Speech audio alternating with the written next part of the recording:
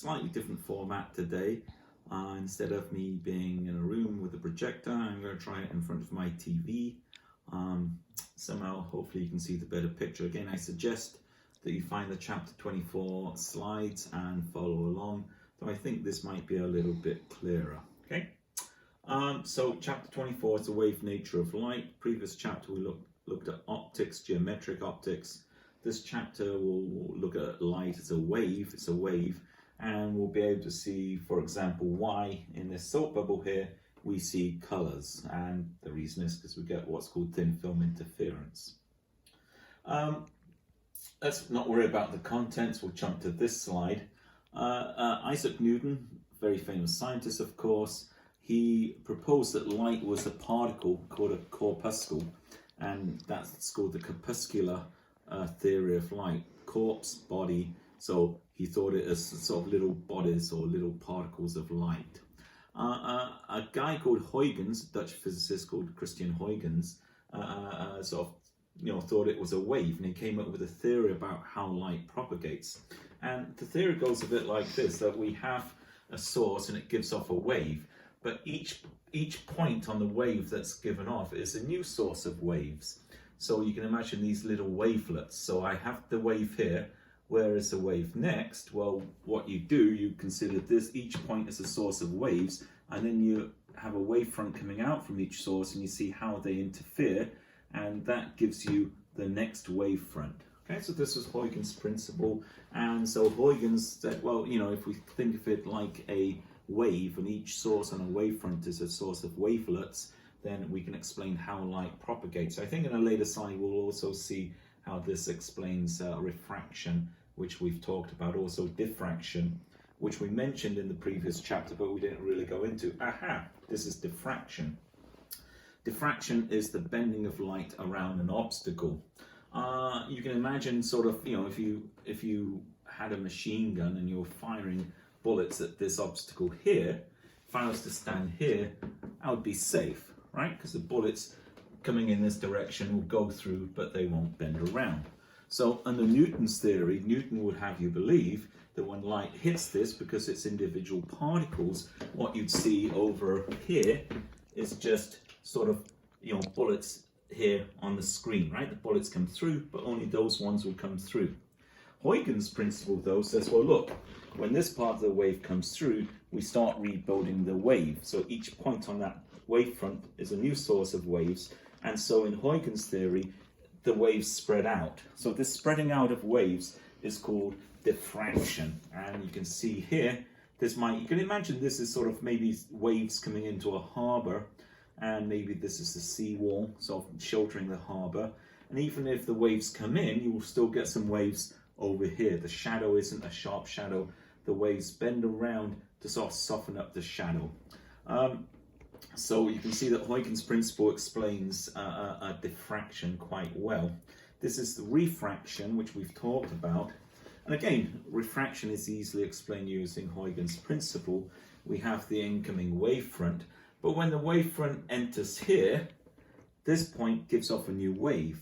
Well, the wave it gives off propagates more slowly, so this part slows down, and you can see that the wave bends when it goes from a medium here, this is probably air, where the speed of light is high, into a medium where it's slow, right? So the wave comes in and bends around like that, easily explained using Huygens' principle. Yeah, I think that's just what I said. Yeah, that's essentially what I just said. Now, as the light does enter the medium, what happens?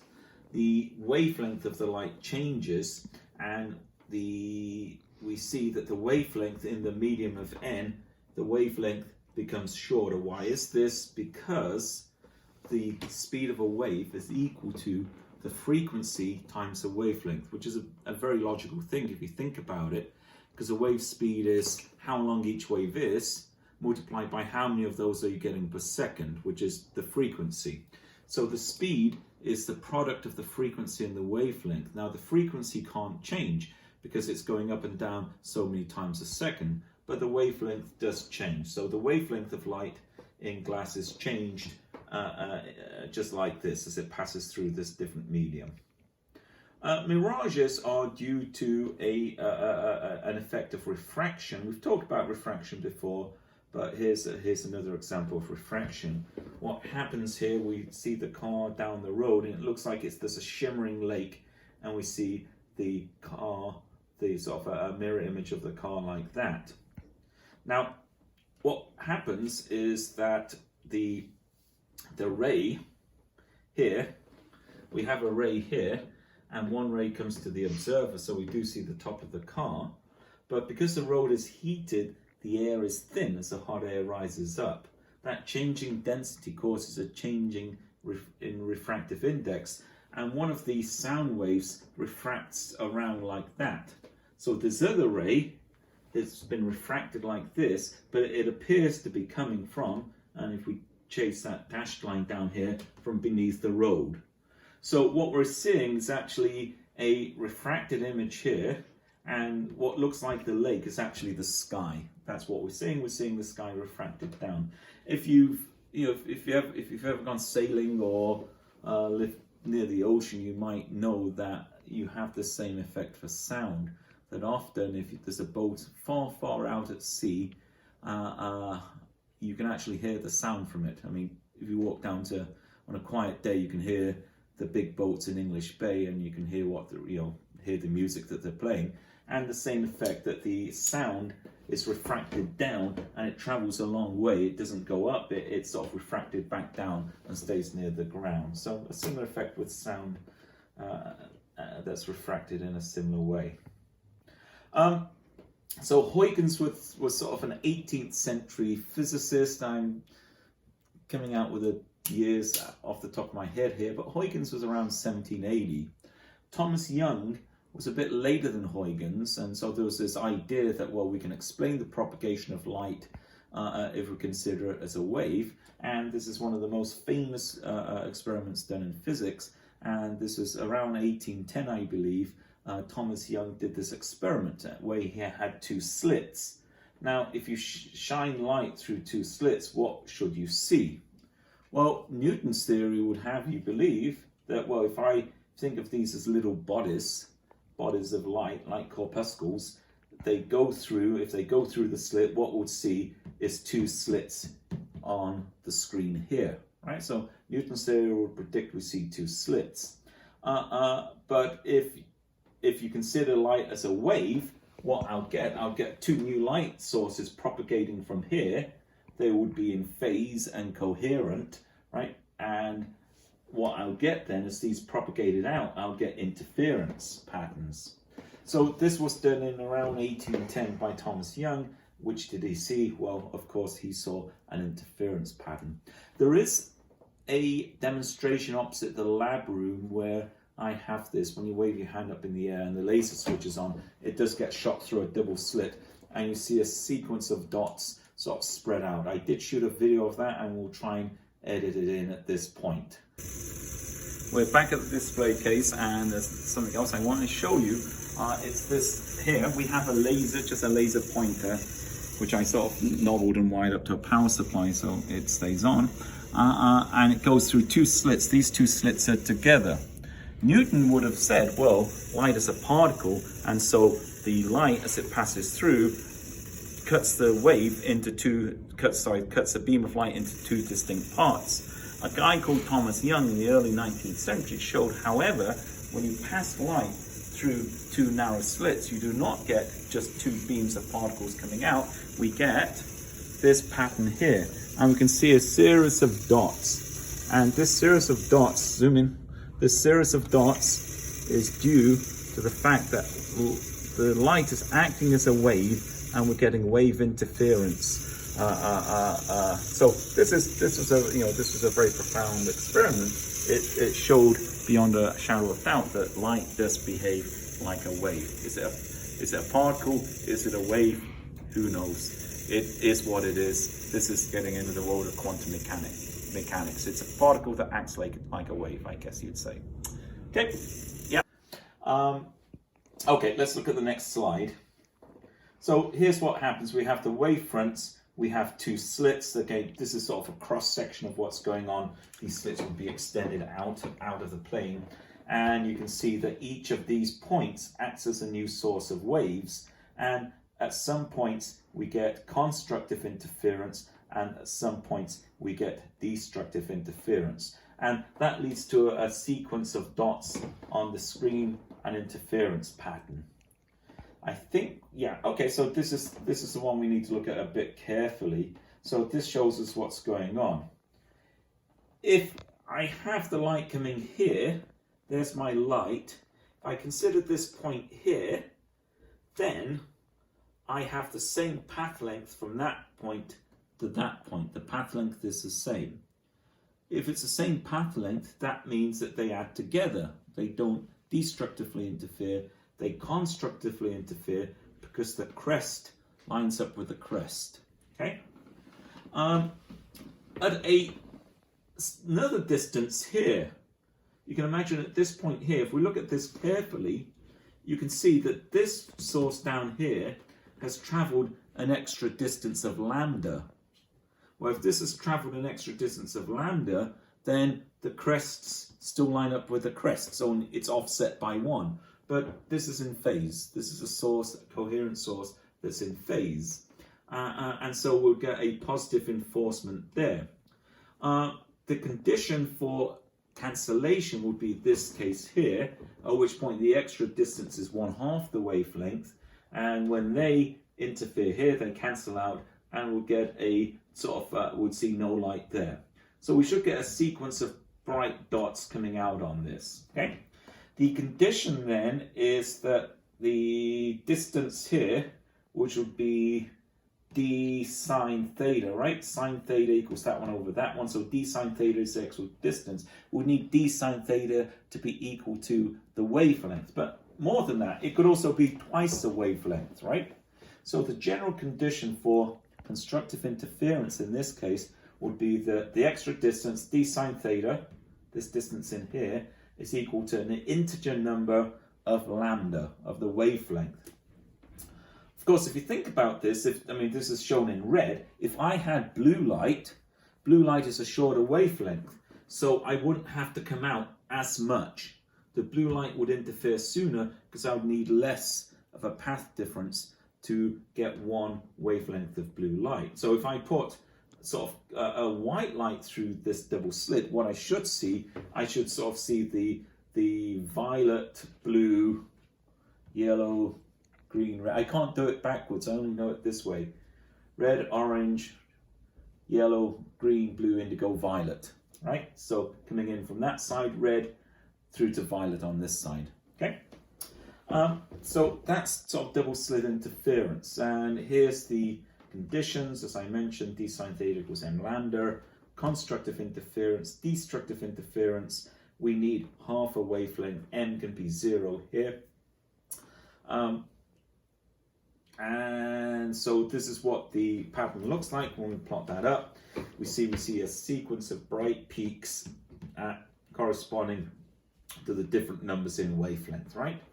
So there's the destructive, there's the constructive, and somewhere in between. So this is a pattern that the double slit experiment produces, and essentially we see a sequence of bright dots spread out, right? Very much not what Newton would have predicted. Yeah, okay, I think this is what I was just saying. So if we look in the middle, the path length in the middle is the same. So for all frequencies, we'll sort of have the same path difference here. We'll have the same path length. Right, let's go back to the diagram. So if you see in this case, it doesn't matter what the wavelength is, because the path length is the same, all of them constructively interfere here. So that's called the 0th order. And let's go back here, and you can see what happens as we swing out. The first one to constructively interfere is the one with the shortest wavelength. So we have violet, blue, green, yellow, orange, red. Okay? And it's symmetrical about either point. We had in the lab display case, I have a laser, and that's a monochromatic light. It's just one wavelength, so I get a sequence of dots in the demonstration in the lab. Opposite the lab. Okay. I think we know this. Short wavelengths are UV, long wavelengths are infrared. We covered that before. Okay, so this is a way that we can actually sort of spread the light out. Another way is refraction. And we did talk about this idea a little bit in the previous chapter. We mentioned that light is refracted. It bends as it goes from one medium into another medium. And the amount of bending depends upon the refractive index. However, the refractive index is a function of the wavelength, okay? Which means that the blue light, for example, it looks like it's the same for all of them, the shorter wavelengths have a higher refractive index than the longer wavelengths. So the shorter wavelengths are bent more. This leads to what's known as chromatic aberration, which I think we mentioned in the previous chapter. So with a lens, when a lens forms an image, the image isn't formed at one single point. The blue light gets focused close to the lens because it's refracted more than the red light here, which has a lower index of refraction. So lenses suffer what's called chromatic aberration. Camera lenses are complicated, and they use multiple elements and lenses glued together to try and overcome this effect of chromatic aberration. Telescopes, of course, professional telescopes overcome this problem by trying to avoid using lenses. Professional telescopes use mirrors, and mirrors don't suffer from chromatic aberration. So here is a prism. Looks like a Pink Floyd album to me, but we have white light coming in, and we can see that the shorter wavelengths are bent through a greater angle, right? Why? Because the glass is dispersive. The refractive index of the glass depends upon the wavelength. And that sort of makes sense with this previous plot. We see that the shorter wavelengths have the higher refractive index, hence the shorter wavelengths are bent through greater angles. So if we shove white light into a prism, we get a pretty rainbow coming out on the other side. Okay? So a prism can be used to sort of disperse white light into its constituent colors. Rainbows are also caused by this effect, and they're created by dispersion in tiny drops of water. So you can imagine that the sun is behind you. The next time, if you're ever looking at a rainbow, the sun will be behind you. So when you look at a rainbow, see a rainbow next time, look at the rainbow, turn around, and the sun will be behind your back.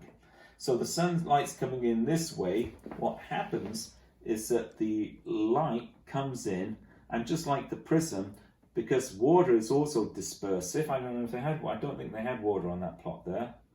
Did they? No, they didn't. They only got glass. But water is also dispersive, and so what happens is that the violet light is bent more than the red light. So when we, as a viewer, when we look at this, what do I see? I see the red light coming from here, and then the violet light coming from here. The red light from here doesn't make it into my eye. That goes to some other observer. And the violet light from here doesn't make it to my eye. So I see if there's if there's all of these droplets and the sun's at the right angle behind me, then I see a rainbow. I'm sure there's a video which I posted about this. It's the Derek guy on Veritasium, but he sort of does this experiment. I think it's called Poisson's disk or something. And again, it was originally a thought experiment done in the early 19th century, and someone said, well, it's ridiculous, isn't it, this idea that wafers are light? And they said, well, look, if wafers are light, if I have a solid disk, then I should have a bright spot behind it. Because if you think about it, this spot here in the middle of the shadow is equidistant from each point of the outside of the disk. So I should get constructive interference at the center. So originally this was proposed, this was a thought experiment, that someone proposed to show how ludicrous this idea is that light is a wave and interferes. And then I think it was Poisson, the scientist, who went ahead and did the experiment. And lo and behold, they actually found, yes, there is a bright spot behind the shadow of a solid disk. It's a bit hard to set up. If you do watch the Veritasium video, he does manage to achieve it, but it takes him some effort to actually show this. So yeah, so there we go, light is a wave. I think this is essentially what we've done. The resulting pattern of light and dark stripes is called a diffraction pattern. This is about a single slit now, right? Oh, hang on a second. That's for the disk. This is a single slitted disk. And this diagram here is now talking about a single slit. So a single slit also causes an interference pattern. The double slit, it's easy to sort of think about the double slit. The single slit, it's a bit harder to think about that. Why does a single slit cause an interference pattern?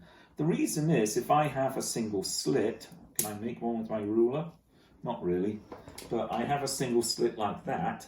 We have light coming from this side of the slit, and we have light coming from this side of the slit, right? So if I'm over here, I have light from that side of the slit and light from that side of the slit. They have a path difference, so that will produce an interference pattern. As I recall, there isn't particularly a good diagram on the overheads, but in the solution sheet I actually went and found a diagram that shows this idea of interference from a single slit, right? So again, the point to think about with a single slit is that we have sources all along the slit, okay? And light from one side of the slit will interfere from light from the other side of the slit. It's a bit different, and really I think the solution sheet has a diagram which explains this, and I'll try and explain it when I go through the solutions. But if you remember, the condition for a maxima with the double slit experiment was that d sine theta equals m lambda. This looks the same, but they've got minima here, and that isn't a mistake, right? So this is the condition for a single slit diffraction pattern. This is the condition for getting a minimum, right? D sine theta equals m lambda. When that condition is true, we'd see a minimum in the diffraction pattern. And again, when we go through the solutions, I'll try and explain this again. And there's a diagram there which will make it a bit clearer. A diffraction grating is actually what's used to disperse light out. And in a diffraction grating, you don't just have two slits, but you have a whole series of slits. The more slits you use, the narrower the peaks. Don't worry too much about the detail of this, but you can imagine that's a double slit sort of experiment. But as we increase the number of slits, these become much peakier. Okay, you can, if you ever look at a CD and you can see sort of a rainbow reflection from a CD, that's a diffraction pattern, right? And a CD basically acts like a diffraction grating. There's two types of diffraction grating. There's what's called a transmission grating, where you have a grating with slits and the light passes through it. And there's another type of grating called a reflection grating, where it's a mirror with slits on it and the light comes in and bounces off. If you look at an old CD, that acts like a reflection diffraction grating, right? So diffraction grating, but in reflection, okay? Practically in professional equipment at observatories, no one would ever use a prism. They absorb light. Diffraction gratings work much better. So generally diffraction gratings are used to break light into its constituent colors. The maximum of the diffraction pattern are defined. This is the formula we've seen before. And again, you can see with a diffraction grating, we have this n equals 0. All wavelengths interfere here. And then we have the short wavelength, long wavelength. This is the first order. This is where the path length difference is one wavelength. Here, this is the second order. That's where the path wavelength difference is two wavelengths, right? So 0th order, these are the first order, these are the second order. In this case, it's showing a spectrum with only blue and red light. If we were to throw white light into this diffraction grating, what would we see? We'll get a little rainbow coming out, because everyone knows that white light is made up of all of these different colors, okay? The first order tends to be stronger as well, so usually you'd observe the first order light there. This is a spectrometer, and don't worry too much about the details, but we've got a source.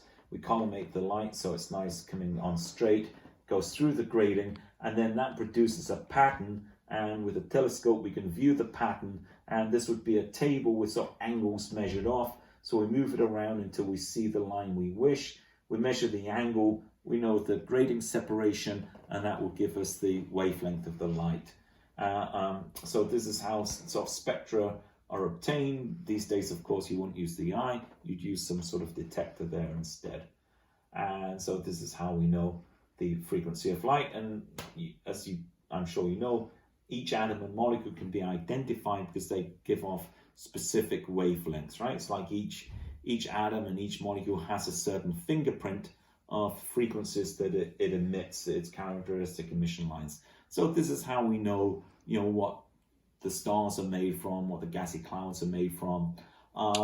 If you want to analyze some material, you have a mystery substance on the Earth, you can again take its spectrum. However, with molecules, it tends not to be in the visible, it tends to be in the infrared. So you have to do the same thing, but in the infrared.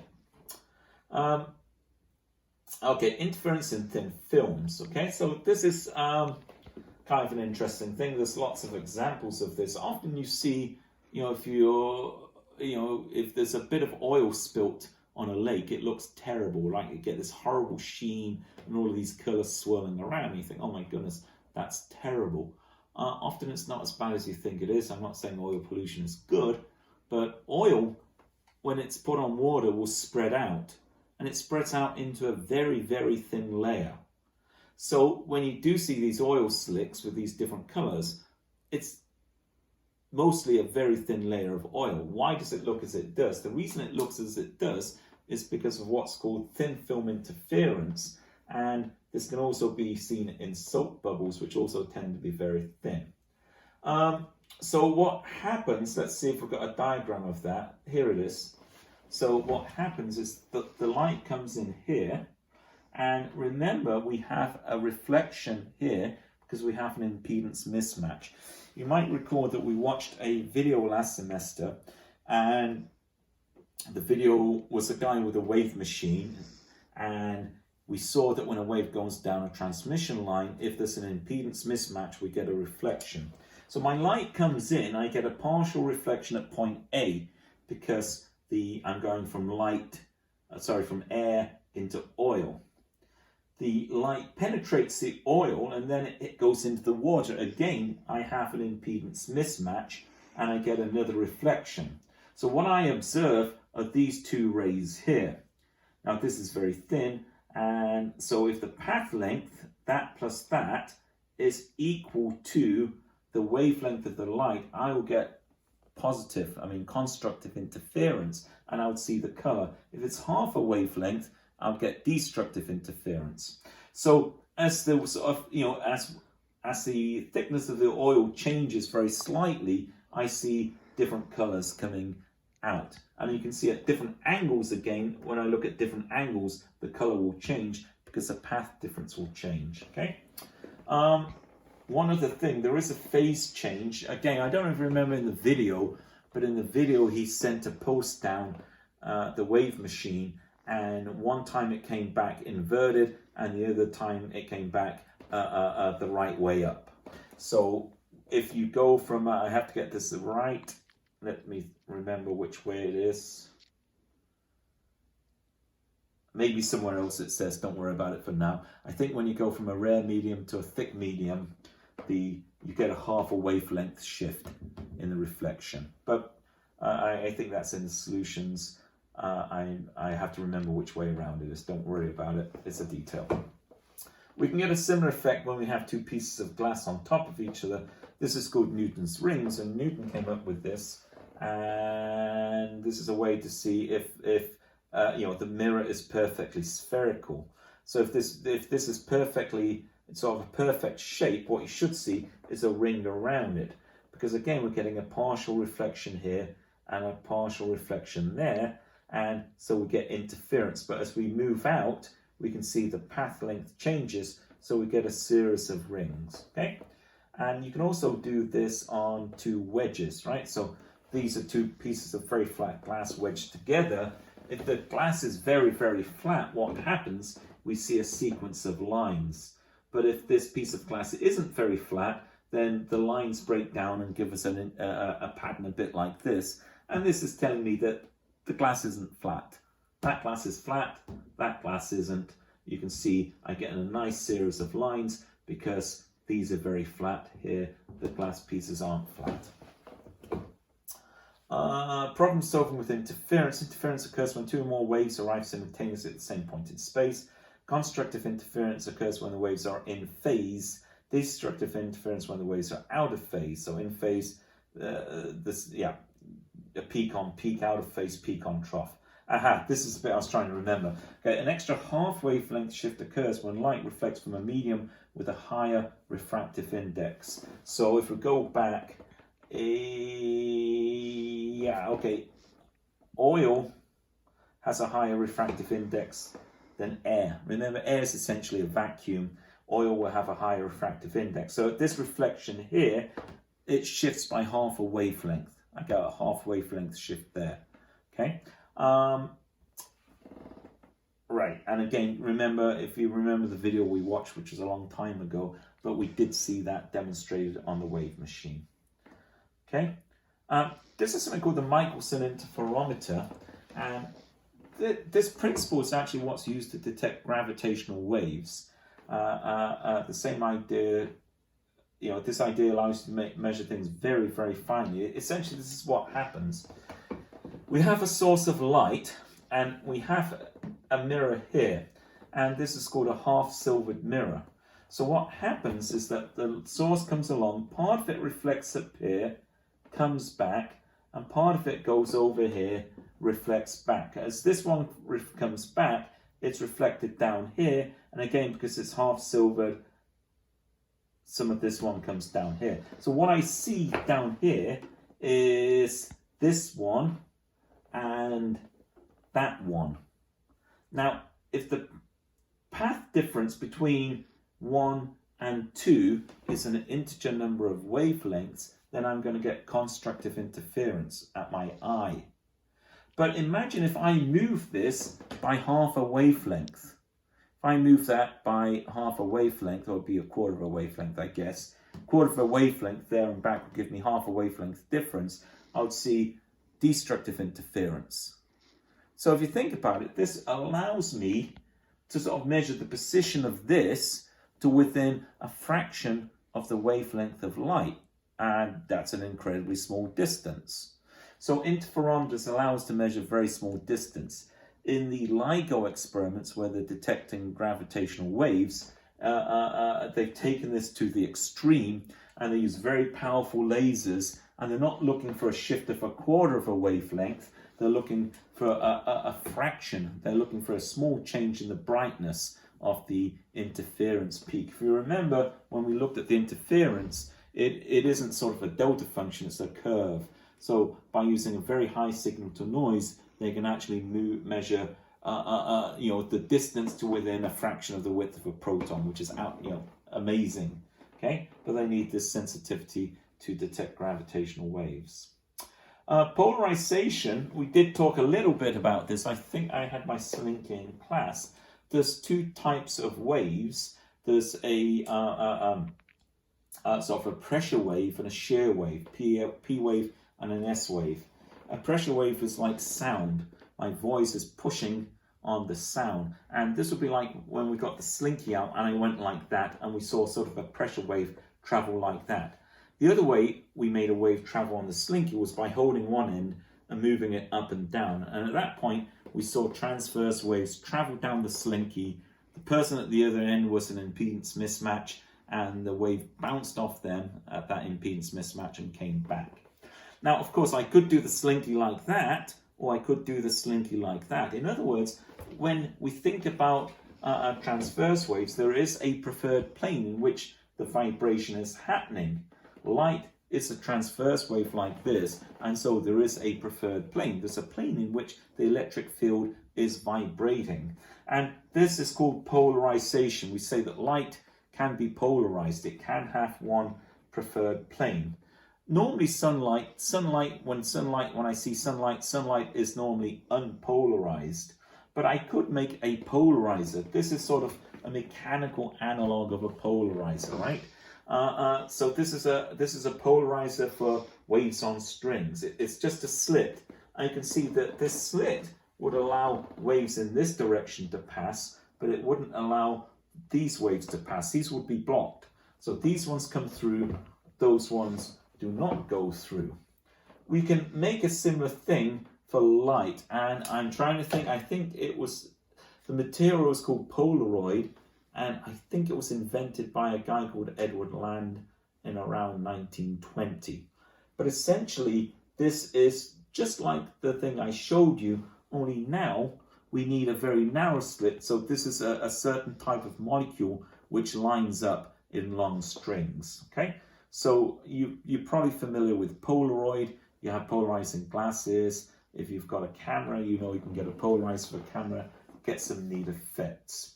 We can do the same thing with electrical waves. So if we have a wave here, so this is an electrical wave, and it has a direction here, when it goes through the vertical polarizer, what happens?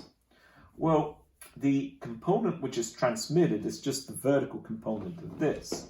So the vertical component is E0 cos theta.